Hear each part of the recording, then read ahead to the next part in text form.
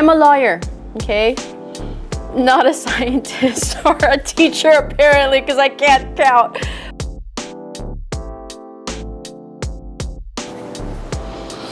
Hi everyone, it's Melissa, your plantita abogada at Tasteful Nodes, and today's episode is going to deal with my favorite plant budols or plant hauls of 2021.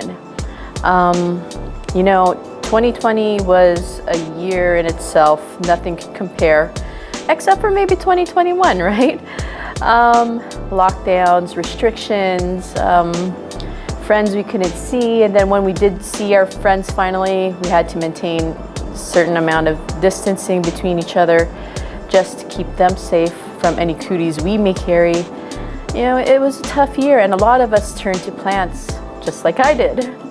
I mean, I've been in plants for a few years now, but I want to say 2021 was a pretty heavy, it was a pretty heavy buying year for me. So I can't show everything. I think that would be a little unrealistic for me, but I decided to pull 12 plants that were my favorite of 2021 and share them with you.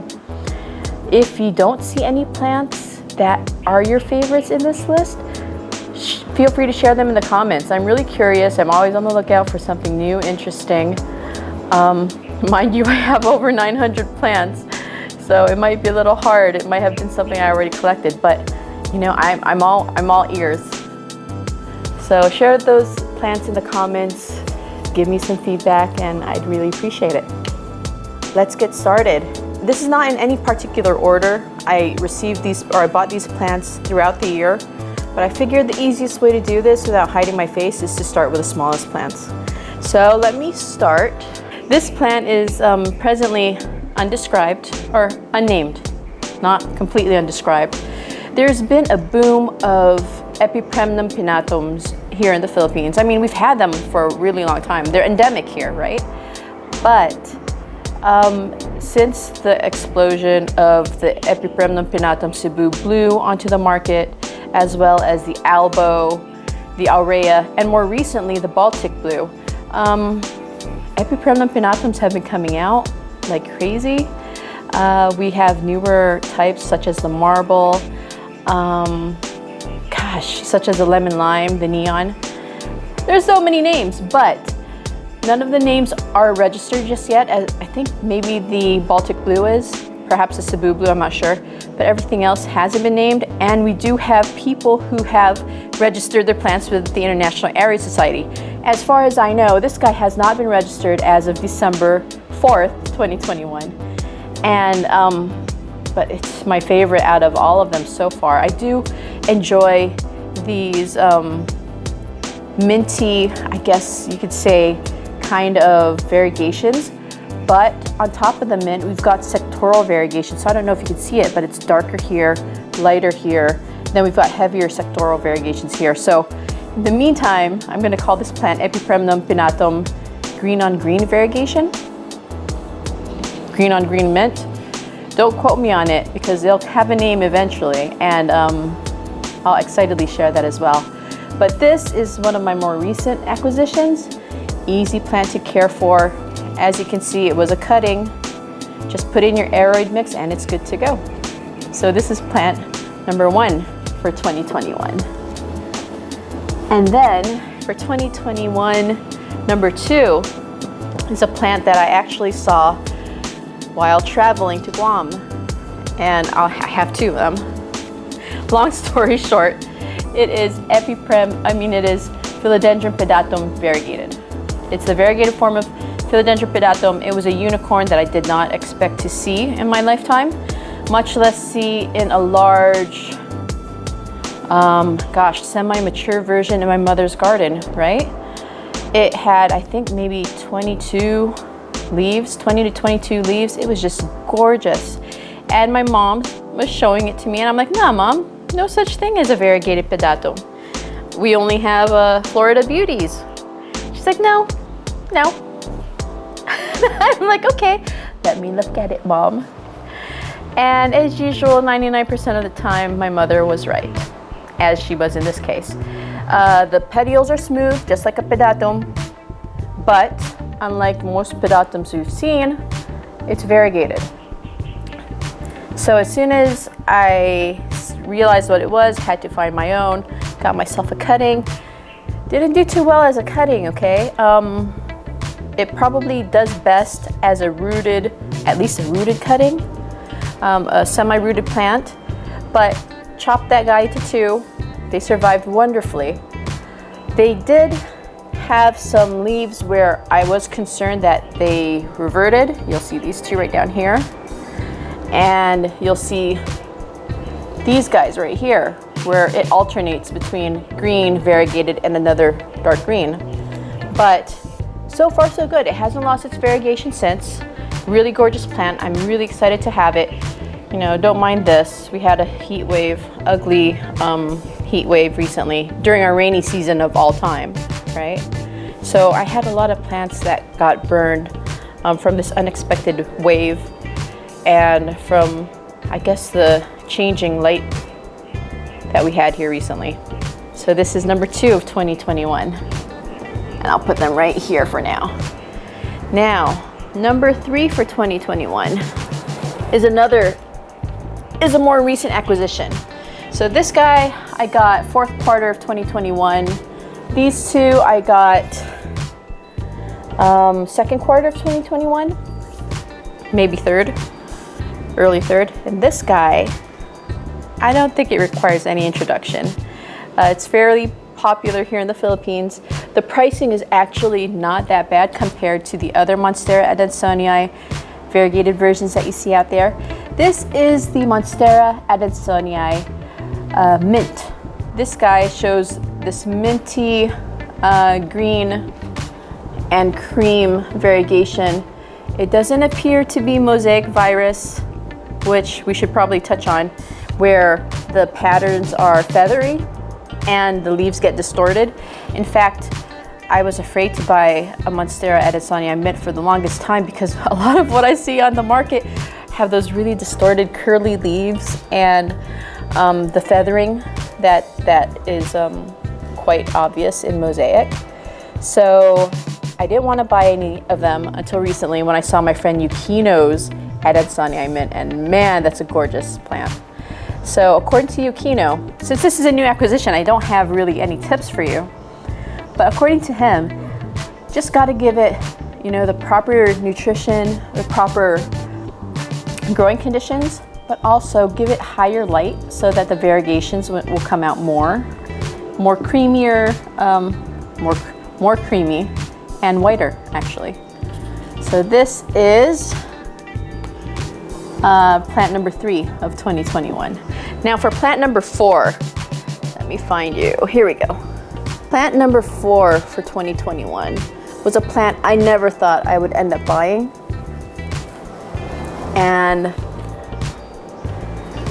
But yet here we are. The hashtag, they say, is it's never Obliqua. But clearly this guy is. Monstera Obliqua. What is there to say about this aside from it is quite spectacular in real life? You know, I mean, they're pretty in pictures. They're a unicorn in that they're harder to get a hold of at decent prices. But these lacy fenestrations, the frilly leaves, I mean, it's just such a breathtaking plant to have in person. And luckily here in the Philippines, we actually have a lot of sellers. We've had a flood of these here. So we have a lot of sellers who are selling 2-node plants, even runners, 1-node runners with little sprouts. So these are finally becoming more affordable here in the Philippines. I mean, it used to be about over 100,000 for a 2-node plant, right? And that's roughly what, $2,000, Plant Daddy? Yeah? So no longer friends. You can find Monstera Obliquas at a relatively cheaper cost now. And if you do get them, don't be alarmed. It does take them a little bit of time to get acclimated to their areas. I mean, I think it took this guy about, Took this guy about a month before he gave me a new leaf. In fact, he dropped his sprout right here. You see this little scar right here? So he dropped it. I panicked.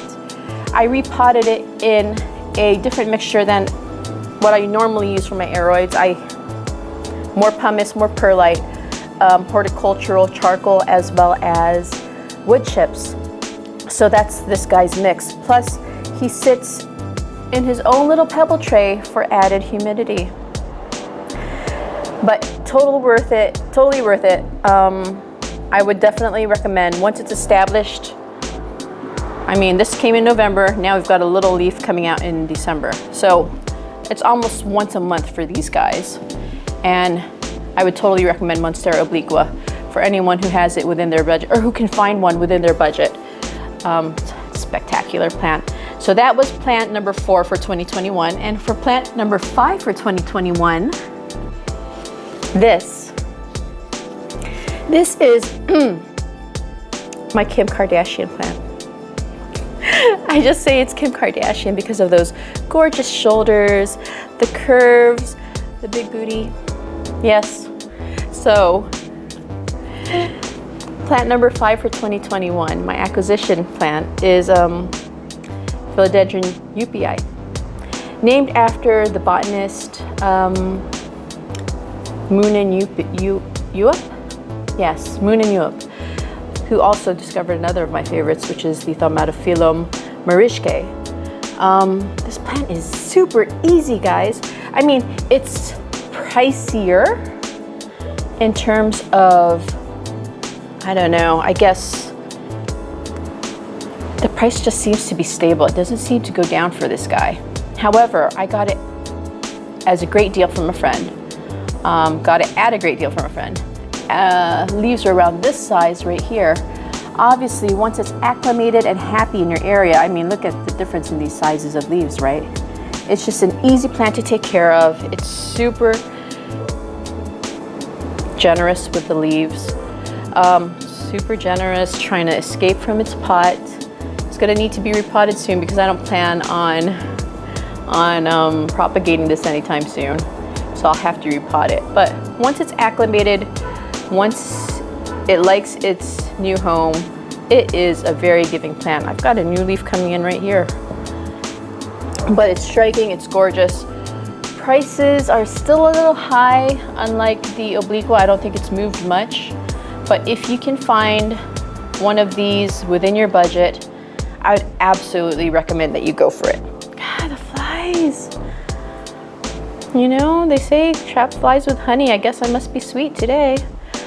Anywho, so that is plant number 5 for this year, for 2021. Let me put him right here. Okay. And then for plant number 6, thank you. Plant number 6 is similar in how it grows. I mean, it's light facing. I've been trying to change its mind about that, but it refuses. It just wants to face in one direction. So it's okay. It's okay. Soon enough, I'll probably have to give him a pull though. That way I can make use of all of this and get him strapped to something. Anywho, this is another plant that I saw on Guam in my mom's garden.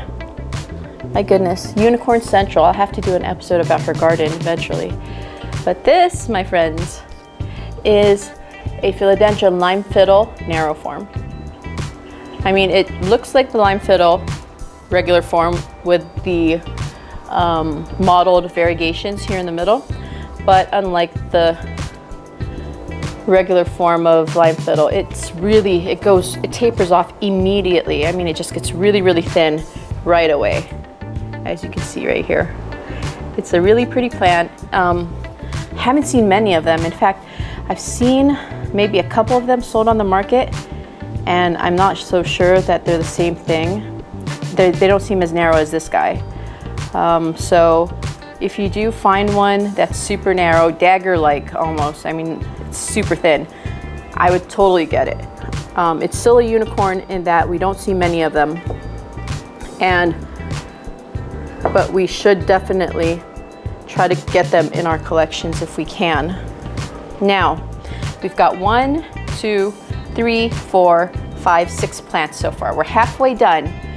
This guy Everyone say hello to Alocasia Frydek. Hi. So Alocasia Frydek is often misunderstood to be the green version. I guess that would be a nice way of putting it. But that's incorrect. The green version's correct name is actually Alocasia mitchellitziana. Okay, so it's Alocasia mitchellitziana. That is what is commonly known as Alocasia green velvet. So it shares those same green velvety leaves, but the Frydek, the name Frydek, specifically refers to the variegated leaves. I know it's easier to say, and that's probably why people call the green version Alocasia Frydek, but no, it's not right. So if you are a stickler for names, you definitely want to refer to the Frydek as the variegated version and mitchellitziana as the green velvet form. Anyhow, this plant. So this plant has given me 2 offsets since I got it, and both offsets show superb variegation as well. This one, unlike my other plants, or actually probably it's in a similar stage as the Obliqua, but opposite. So Obliqua is in super well draining stuff, right? This guy actually has added cocoa dust to its mix because it prefers to have more moisture. In fact, if you look at the pot, you'll see here that there's some water stains from where its pebble tray actually has more water in it. So it sits in a little bit of water and it actually enjoys that a lot. So that's the condition that I keep this guy in. And this is plant number 7 for 2021. This, my friends, is the Philodendron golden dragon variegated form. Not to be confused with the Philodendron lime fiddle. I mean, they are similar, but remember the lime fiddle has the mottled variegation, whereas normally the golden dragon does not have any variegation. It's just a pure green, beautiful multi-lobed plant, right?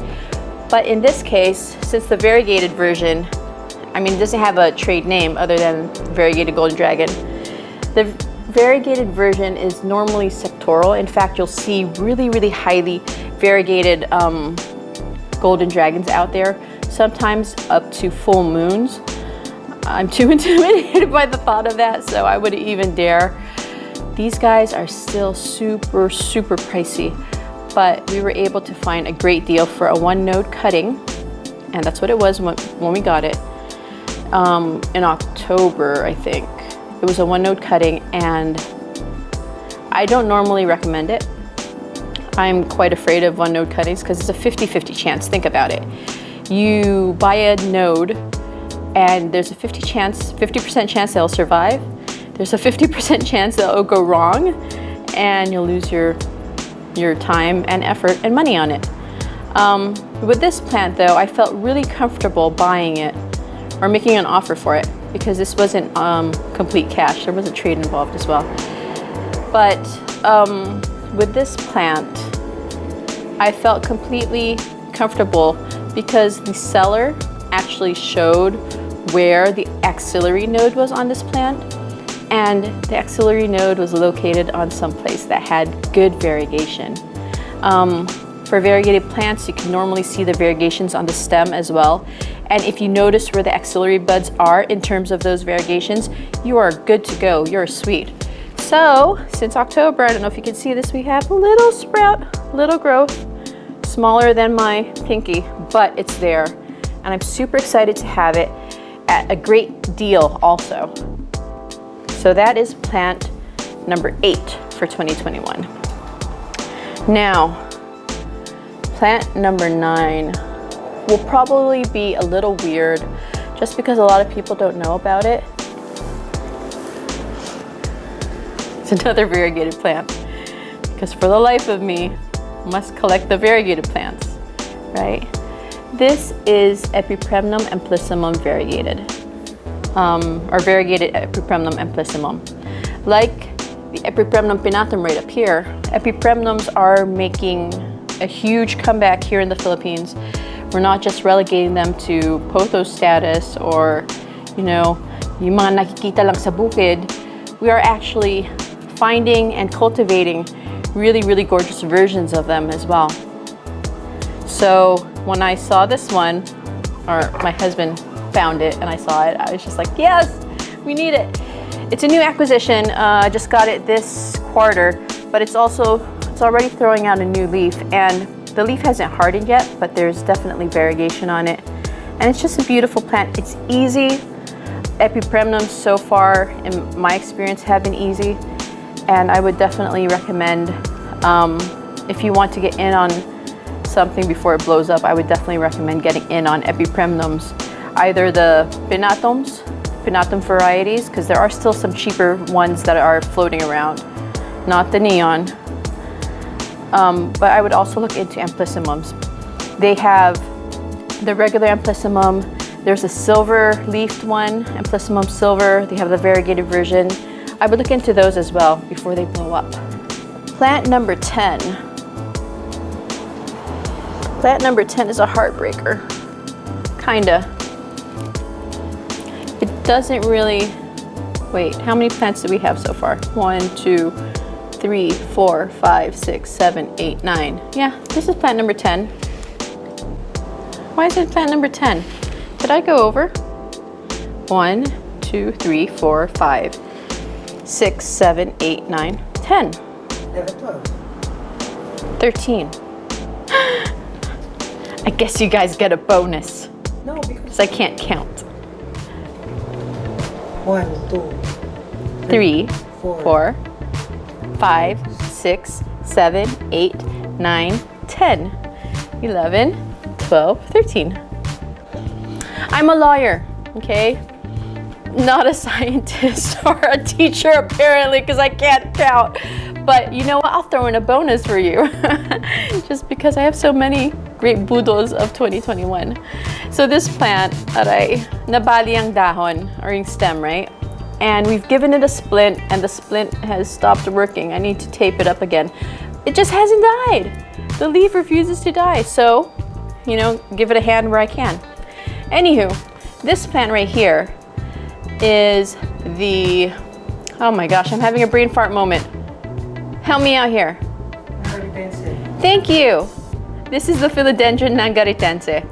This plant, broadleaf, beautiful veining, right?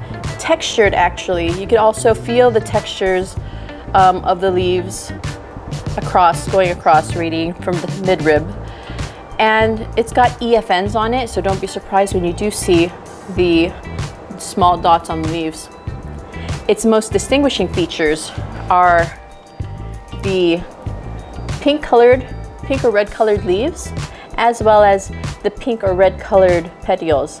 So it'll start out as a pink petiole, and it has this texture on it, and it's really, really gorgeous. I'll flash a picture of it on the screen. But as it gets older, it'll still retain some of the red, it just won't keep all of it, and it'll lose some of the texture as it gets closer to the stem. But it's a beautiful plant. I've always wanted one. It's always been pricey, but the recent imports seem to be making the prices go down lower. So you might find these at great deals now. And I'll put Nangaritense right here. Hopefully you can enjoy it still. Now we get to the big kids, right? This guy, surprisingly, is not, oh, you know what? Here, let's put it here. Is not anything like its parents. This guy is Philodendron Splendid. Splendid, according to some of my friends who keep more temperamental Splendids. But the Splendid is a hybrid of Philodendron melanochrysum and Philodendron verrucosum. You do see the melano's, I guess, length in terms of this plant, in terms of what you see coming out in this plant. Of course, the velvet leaves, but from the verrucosum, you do see the gorgeous coloring, the almost iridescent coloring in the back. You do see some of it on new leaves, but this poor new leaf was torn, so I'm not even going to bother showing it to you guys. Unlike its more temperamental parents, you know, it's the melanochrysum always puts me in a melanocrisis. I always feel like melanocrying when I see it. Right now we have it tied to a tree in the nicest way possible, and it's given us a new leaf, so it likes that. I guess it needs more light and it needs more structure. It had a pole, but it wasn't happy with it. So hopefully the new leaves keep coming, melanocry. The varicosum, I'm not even gonna discuss. It's a stick. It's a stick right now. So I'm not even gonna discuss that plant. But unlike its parents, it's a relatively easy plant. Put it in general aroid mix, keep it in bright, indirect lighting conditions, water when dry, and you're good to go. It's a really easy plant to take care of and something that I would definitely recommend. We got this one from an importer as well, which explains the bottom leaves. And you know, the bottom leaves were tinier. They didn't travel too great, but the plant is healthy. Like I said, it's easy. I would definitely recommend to anyone as a beginner plant. It's definitely one of those easier plants to care for. Now, I don't even know where I'm gonna put anything anymore. So this guy is the Philodendron Esmeraldense, right? Beautiful, beautiful plant. I've wanted one since I saw one in December 2020. And at that point, I couldn't afford, I couldn't stomach buying it. We saw it at a plant show and it was 20,000, I think, 20 or 22,000 for a 2-leaf plant. And if you convert that, that would be roughly $400 for 2 leaves. I couldn't stomach it, and I waited. And I'm glad I waited because like the Splendid, there was actually an online importer who was selling the Esmeraldense, and we got this at a fantastic price. I would say 1/4 of the price that I saw it at last year. And from what I've heard from friends, the pricing has gone down even lower. Someone says that he got his, or he's seen them for 4,000 to 5,000 pesos. So, I mean, that's such a great price if you've ever wanted, or if you're into really long leaves. I would definitely go for this guy. He's a newer acquisition. He came 3rd quarter or maybe early 4th quarter. But I mean, the leaves have grown so much since we got him, right? And he's easy to grow. He and the Splendid are roommates. They sit on the same table beside each other. They get watered the same. They get the same treatment. Just easy plants. And I would definitely recommend the Esmeraldense also, just because the price has gone down. And it is one of my favorite plant budols, plant hauls of 2021. So these are the 12 plants, right? But since I can't count, I already have 13 plants prepared. And I'll go ahead and give you my bonus plant, or I'll show you my bonus plant because I ain't giving it to nobody. So this is the Philodendron Florida Beauty.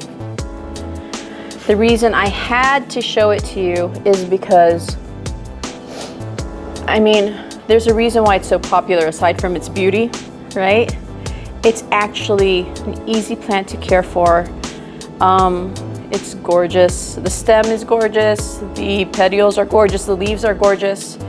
You give it a pole to climb, it's happy. It'll give you even bigger leaves. I mean, it's such a win-win plant. This is how big it was when we got it, when we first got it. And I mean, it's gone huge since then, right? I think, who is the biggest leaf? This is the biggest leaf. So there we go. Size of my hand versus the size of the leaf. I mean, it's huge. It keeps getting bigger and it'll happily root itself to any moss pole you give it.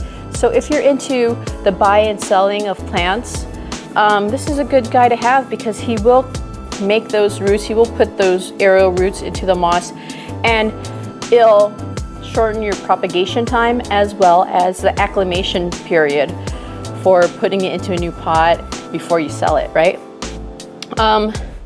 This is the variegated version of the hybrid that comes from Philodendron squamiferum and Pedatum.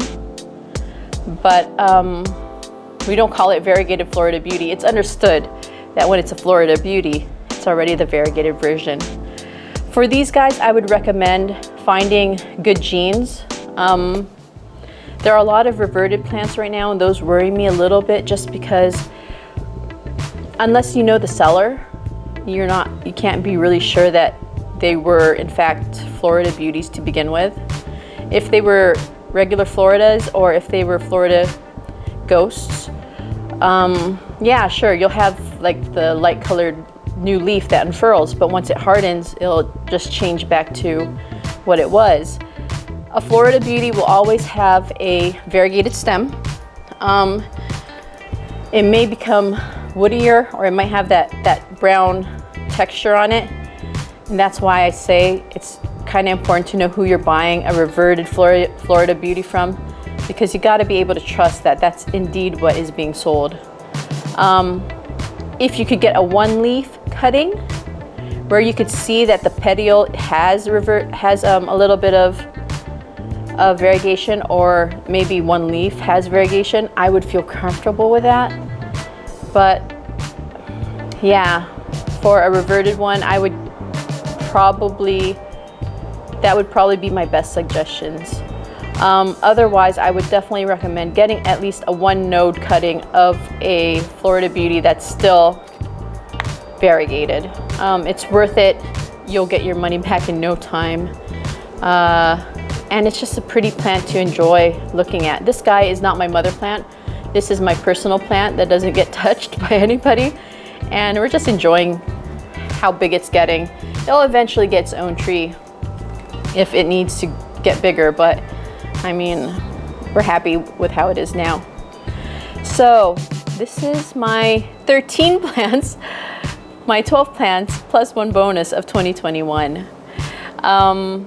If you liked the video, feel free to give me a thumbs up, subscribe for any future videos, and if you see something, or if you think I'm missing something in my collection, feel free to put it down in the comments. I want to see what you guys think I should be getting for my collection. I also am on Facebook as Tasteful Nodes if you want to just read some stuff from there. I have written guides there as well. And for pictures, you can check me out on Instagram as Tasteful Nodes as well. Okay, until next time, see you guys. Bye.